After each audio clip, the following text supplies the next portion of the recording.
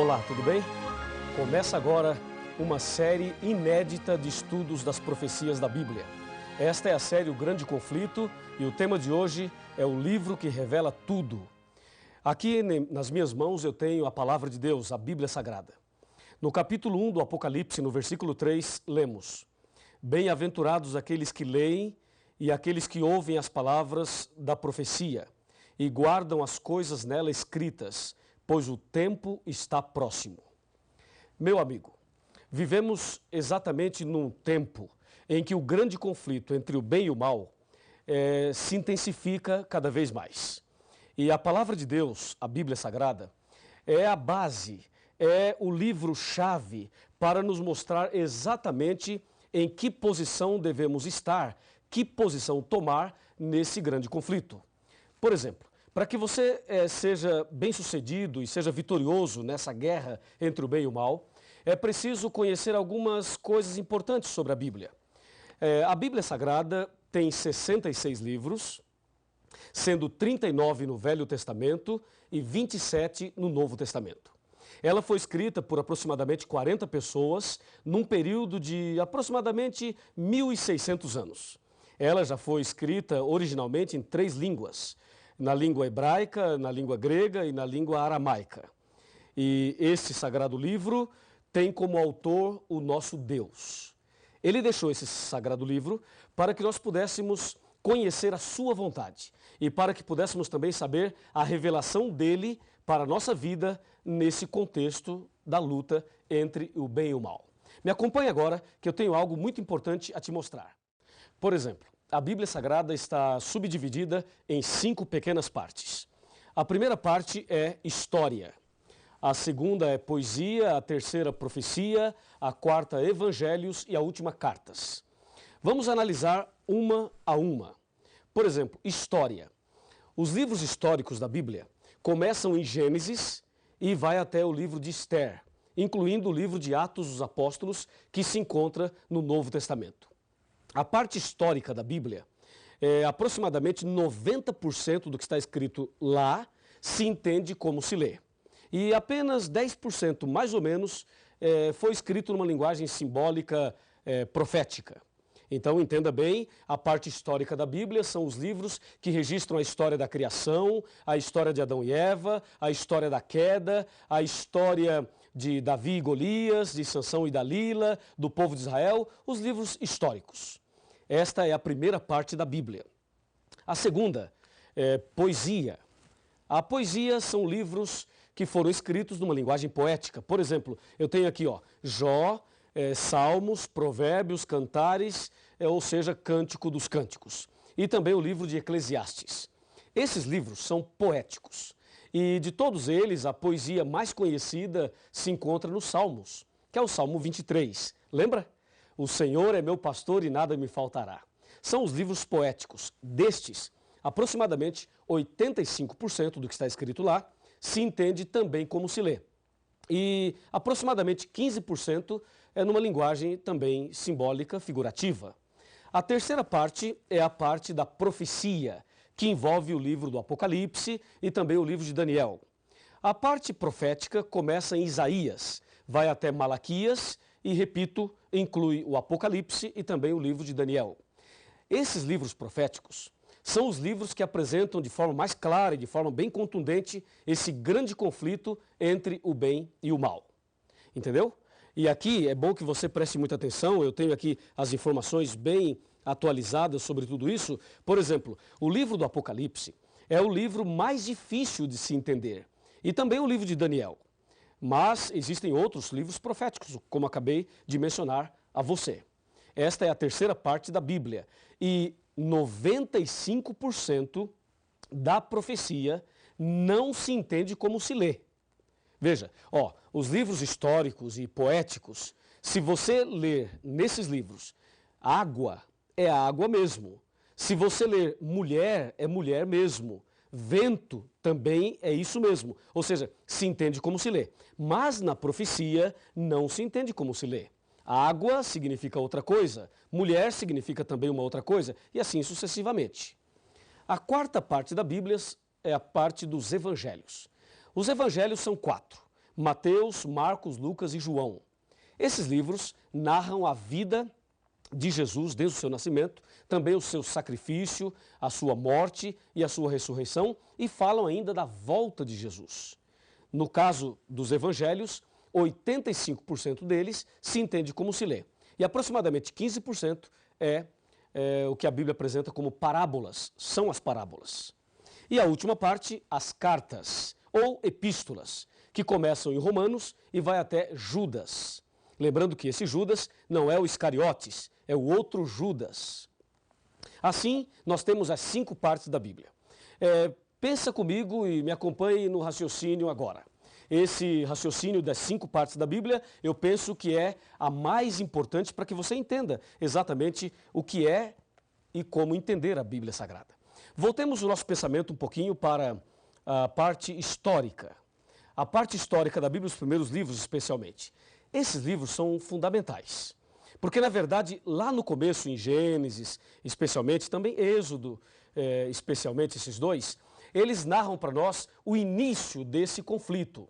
E se você ligar Gênesis e Êxodo com o Apocalipse, vai perceber que esse conflito entre o bem e o mal começou no céu. Apocalipse 12, versículo 7. Depois, a parte poética vem trazendo mensagens de esperança, de conforto e de segurança. Depois nós temos as profecias, que eu vou falar por último. Vamos agora para os evangelhos, que são 4. O caso dos evangelhos é um caso muito interessante, porque 85% deles se entende como se lê. Pensa comigo o seguinte, Jesus estava andando e encontrou um homem cego, ok? Colocou a mão sobre ele e disse, vê, e o cego viu. Eu pergunto, isto é simbólico ou isto aconteceu de fato? Com certeza, aconteceu de fato. Pense num outro acontecimento. Jesus estava caminhando, encontrou um paralítico e disse a ele, que queres que eu te faça? E o paralítico disse, Senhor, eu quero ficar bom, eu quero andar. E Jesus então diz, levanta-te, toma a tua cama e anda. E o paralítico levantou e andou. Isto é simbólico ou é literal? Com certeza é literal, porque isto aconteceu de fato. Agora pense de outra forma. Jesus disse certa ocasião, eu sou o bom pastor e você é a ovelha. Eu pergunto, você é uma ovelha? Claro que não, você é uma pessoa, tem 2 pernas, 2 pés. Uma ovelha tem 4, não é verdade? Então você não é uma ovelha, mas Jesus disse que você é uma ovelha e disse que ele é o pastor. Aí você tem uma linguagem simbólica, uma linguagem figurativa. Jesus também mencionou e advertiu com respeito ao trigo e o joio. O trigo são as pessoas fiéis e o joio são as pessoas infiéis. Aí você percebe uma outra linguagem simbólica.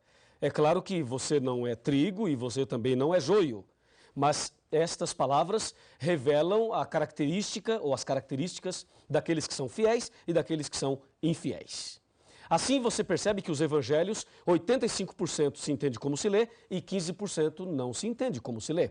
São as parábolas. E as cartas também. As cartas ou as epístolas, 90% se entende como se lê e 10% não. Mas o mais interessante está ligado à profecia. As profecias da Bíblia, elas foram escritas numa linguagem simbólica, especialmente o Apocalipse, o livro de Daniel. São carregados de simbolismos e isto é algo que preocupa muita gente. E há muitas pessoas que não gostam de estudar a profecia porque não entendem. Vamos observar algumas coisas da profecia. Abra sua Bíblia aí, eu vou abrir a minha aqui também para dar um exemplo. Vejamos Apocalipse capítulo 7, versículo 1. Aqui diz, abriu a sua Bíblia? Ok? Então vamos ler.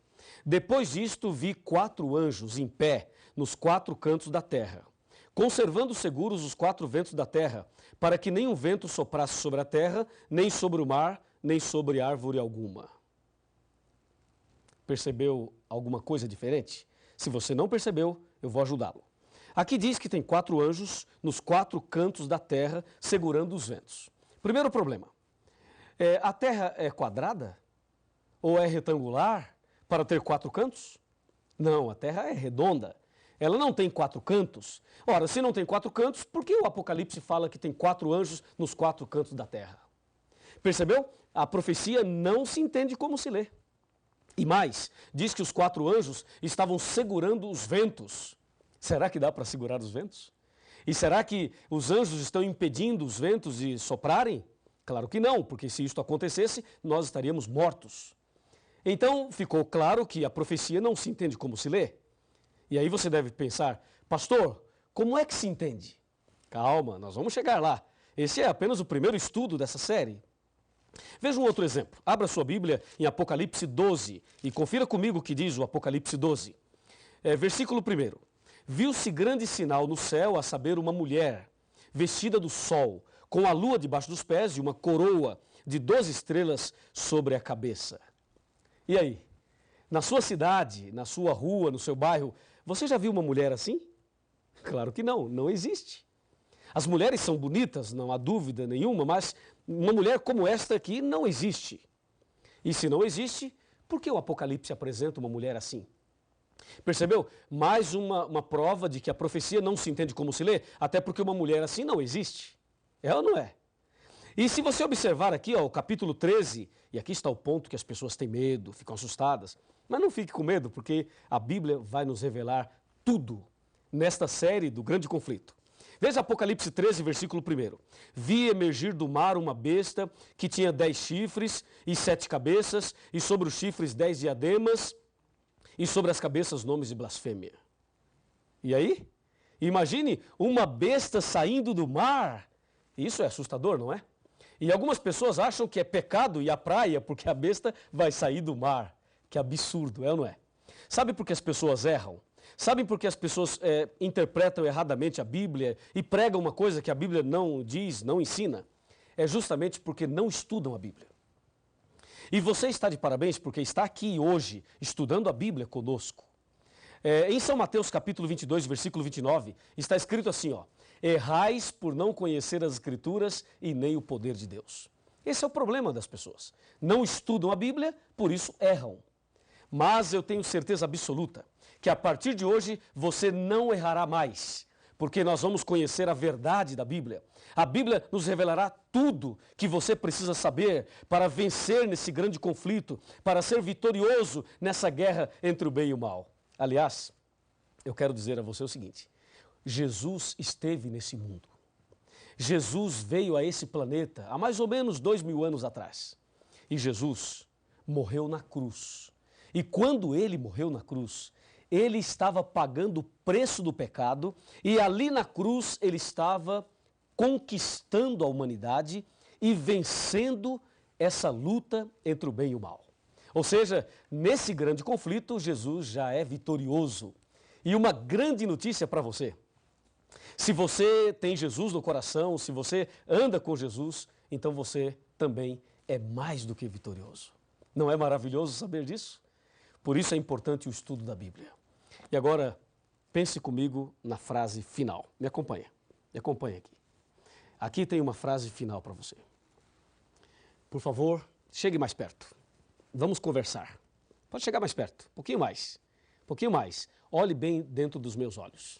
Está olhando? É o seguinte: eu não te conheço.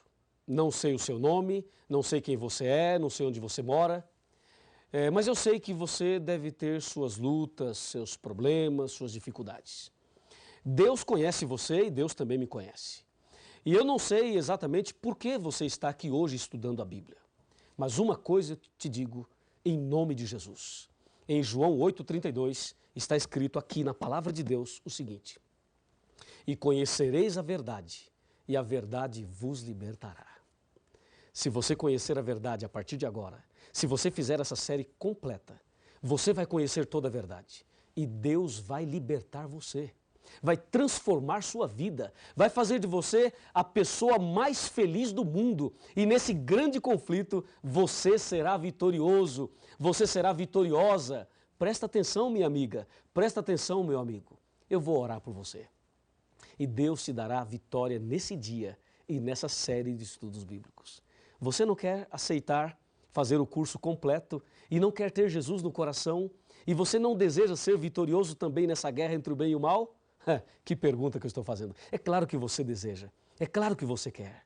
E se você assim deseja, se você quer isto, então feche os seus olhos e vamos falar com Deus. Querido Pai Celestial, muito obrigado por esse primeiro estudo da Tua Palavra. Ela é lâmpada para os nossos pés e luz para os nossos caminhos. Ela revela Jesus, aquele que já venceu na cruz em nosso lugar. Ajuda-nos agora a conhecer melhor a Tua Palavra e a andar nos Teus caminhos. Abençoe essa pessoa que está orando comigo nesse instante e envia o Espírito Santo para fazer o milagre na vida desta pessoa que tanto necessita. Em nome de Jesus. Amém. A sua entrega é total. Você não pôde mais adiar. Jesus chegou ao seu coração, chamou por seu nome, você atendeu. Algumas lágrimas vêm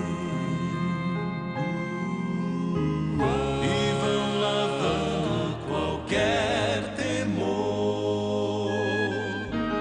O Santo Espírito está aqui, lhe abraça e lhe diz o quanto esperou. Sua vida vai desabrochar, vai sorrir, vai cantar, começando aqui e por todo sempre. O amor de Deus vai lhe acompanhar. Ele prometeu, jamais vai deixá-lo. Você não estará sozinho a vagar.